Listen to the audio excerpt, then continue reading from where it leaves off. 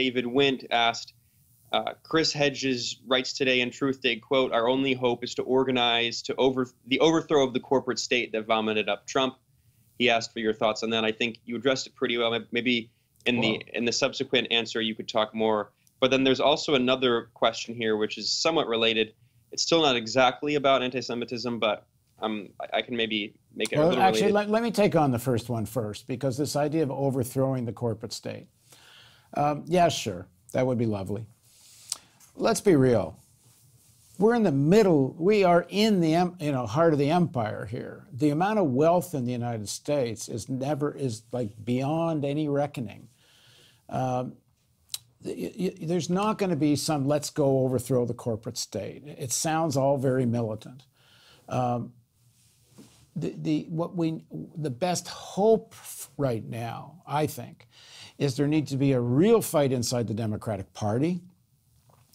There needs to be a fight to get to a kind of encourage the sections of the working people to to participate in democratizing, which means run for office, take office, win elections, fight for this kind of more social democratic program.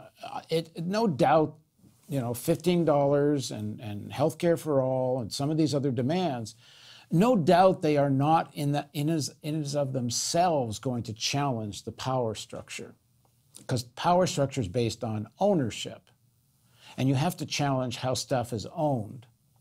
But still, people need to create some space to organize and create some power.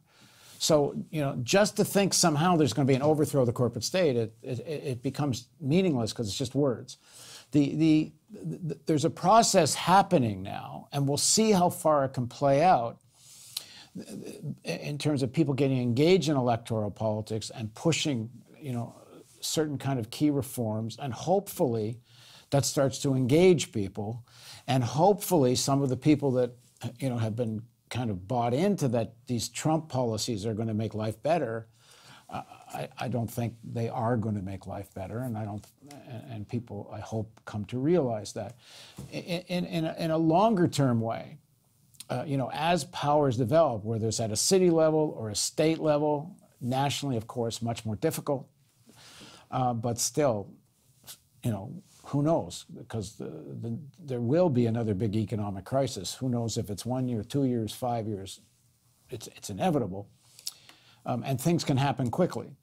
But the critical issue people need to think about is there has to be some form of ownership that counters this 1% that owns, 50, 60% of the wealth of the country, maybe more.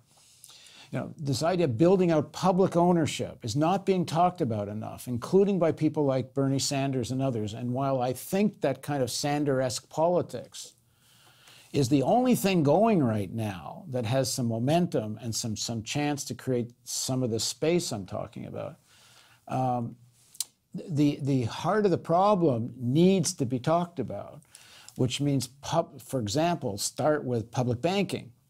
You're going to combat the role of finance and financialization and the blackmail that Wall Street holds the society to. Public banking is a piece of it. Building out other sections of the public sector is a piece of it. And let me just add to that. We who, whether it's, real news, we who are watching real news, generally, there has to be way, way more conversation with people in rural areas and working class areas that feel so disillusioned they vote for Trump. We interviewed a guy in Dundalk, just outside of Baltimore. This is about a year ago, I guess. And we asked him what he thought of Trump and the election. This is just before Trump was elected. He says, we know Trump's a liar. We know his policies are no good. We know he's corrupt. And he went down the list of all the horrible things he thought about Trump.